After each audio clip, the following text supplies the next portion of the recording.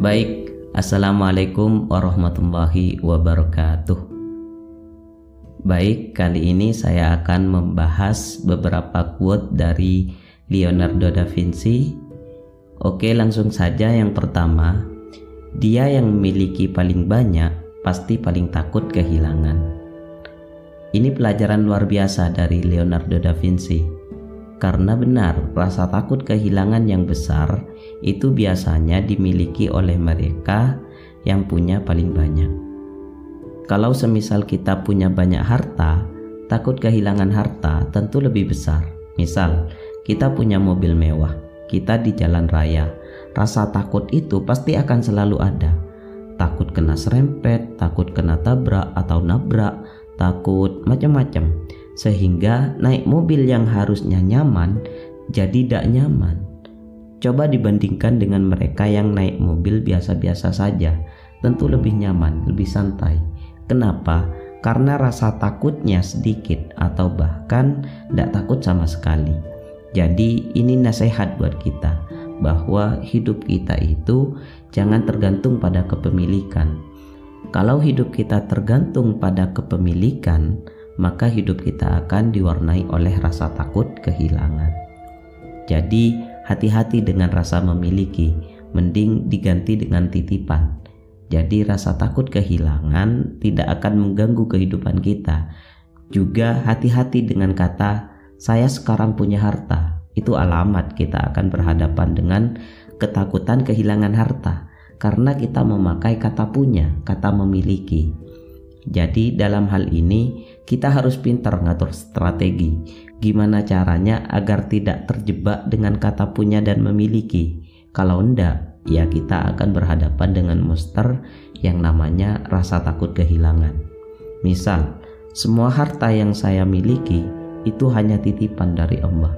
Dan emang benar, semua harta yang kita punya, termasuk diri kita sendiri, itu hanya titipan. Jadi tidak usahlah kita punya rasa memiliki.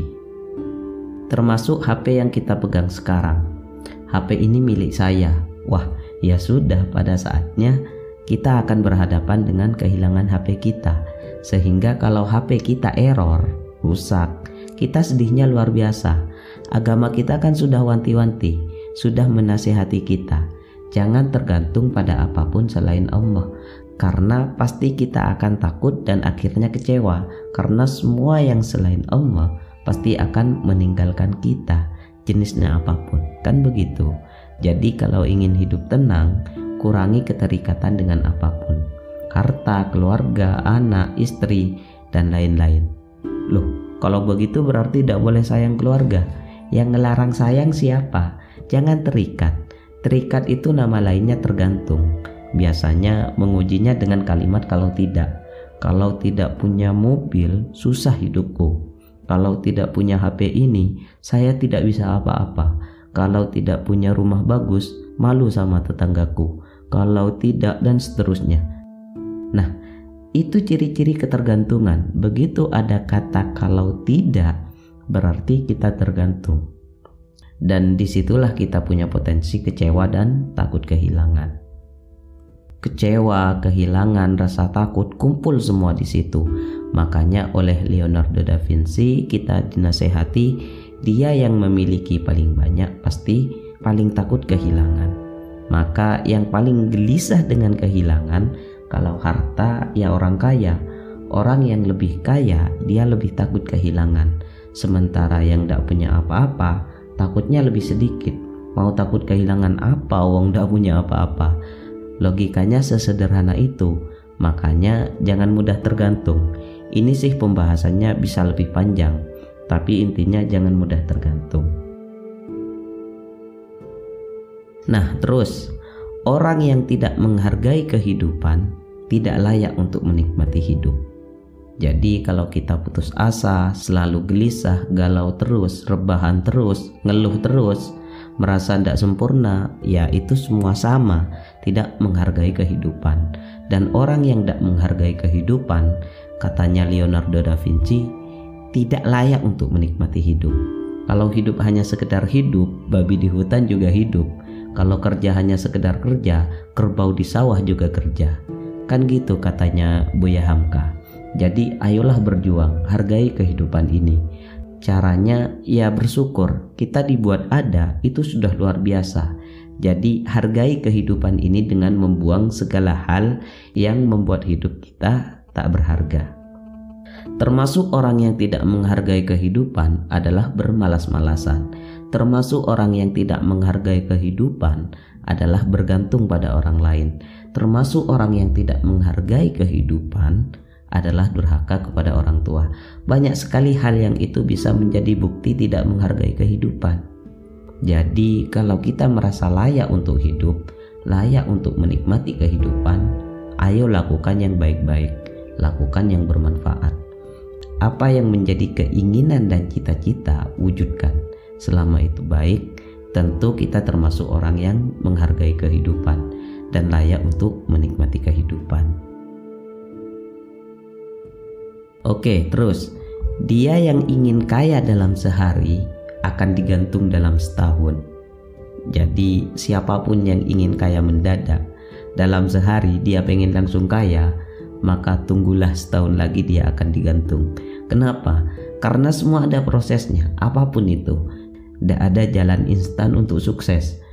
Jadi jangan mudah tertipu dengan iklan-iklan promosi. Ngerti kasus yang sering bilang, wah murah banget? Itu sebenarnya teknik marketing, bukan sombong dan biar orang banyak yang ikut. Ya walaupun akhirnya kejeduk juga. Jadi sudahlah, kaya mendadak itu udah ada. Sama halnya padi yang dipanen hari ini itu nggak ditanam kemarin sore. Prosesnya panjang sekali. Jadi tidak ada yang instan, langsung sukses, langsung jaya, langsung banyak uang dan punya rumah mewah, langsung dari mana? Tidak ada, ujung-ujungnya ketipu.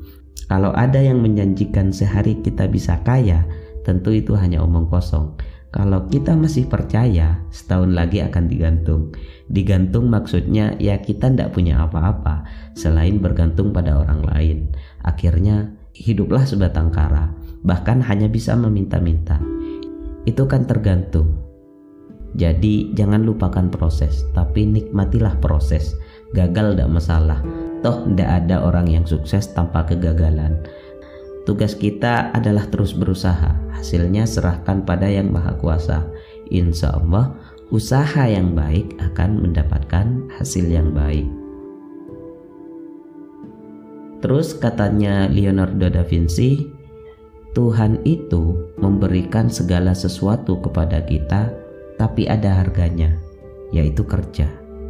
Jadi kalau kita ingin dapat sesuatu, kalau kita ingin menghasilkan sesuatu, mewujudkan sesuatu akan diberikan oleh Allah, tapi tebuslah itu, ada harganya. Harganya apa?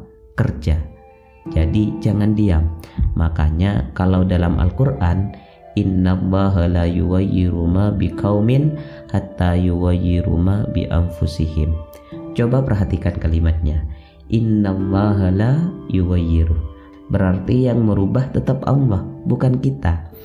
Kapan Allah mengubah? Ya kalau kita yughayyiru, kalau kita bergerak, kalau kita kerja, berusaha, barulah nanti Allah akan mengubah. Tapi kalau kita diam saja, Allah tidak akan mengubah. Jadi perubahan terjadi karena anugerah Allah. Tapi kapan anugerah Allah datang? Ya kalau kita beraktivitas, kalau kita berusaha bekerja untuk mengubah. Oke, quote selanjutnya dari Leonardo da Vinci. Aku pernah terkesan dengan pentingnya tindakan. Ternyata tahu saja tidak cukup. Kita harus menjalankan. Ingin saja tidak cukup. Kita harus melakukan. Mimpi dan harapan saja yang tidak cukup. Kalau kita hanya mimpi dan berharap tapi tidak ada aktivitasnya, yang tidak akan jadi kenyataan. Untuk membuat mimpi jadi kenyataan, tentu kita harus bangun. Jadi kalau kita punya mimpi-mimpi yang indah, ingin hidup sukses misal, ya kita harus bangun, wujudkan mimpi itu. Seenak-enaknya sukses dalam mimpi, jauh nikmatnya dibandingkan dalam kenyataan. Kalau kita hanya membayang-bayangkan, mengandai-andaikan, memimpi-mimpikan, nikmatnya hanya nikmat dalam hayalan. Kalau ingin senang beneran, bangunlah, bergeraklah untuk mewujudkan mimpi-mimpi itu. Jadi kalau kita sudah tahu kalau sukses itu enak, ya berjalanlah menuju kesuksesan itu. Kalau kita tahu nyenengin orang itu pahala, ya jangan buat orang susah karena kita. Jadi tahu saja tidak cukup, tapi jalankan. Ingin saja tidak cukup, tapi lakukan. Itulah quote atau nasihat-nasihat dari Leonardo da Vinci. Baik, semoga pembahasan quote kali ini bermanfaat. Dari saya sekian, kurang lebihnya mohon maaf. Wassalamualaikum warahmatullahi wabarakatuh.